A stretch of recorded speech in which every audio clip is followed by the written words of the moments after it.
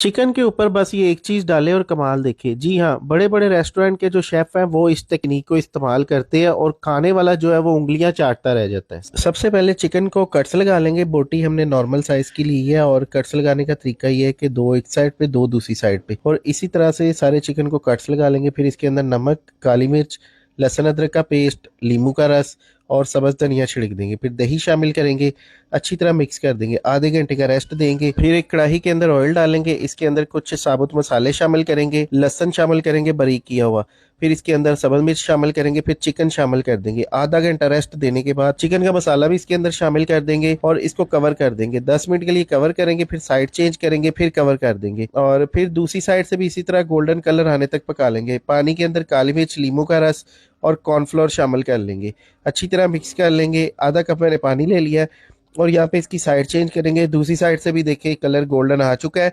तो अभी इसके अंदर जो हमने पानी बनाया ना, इसके लिए लिक्विड बनाया, ये इसके अंदर कॉर्नफ्लोर वाला लिक्विड शामिल करेंगे।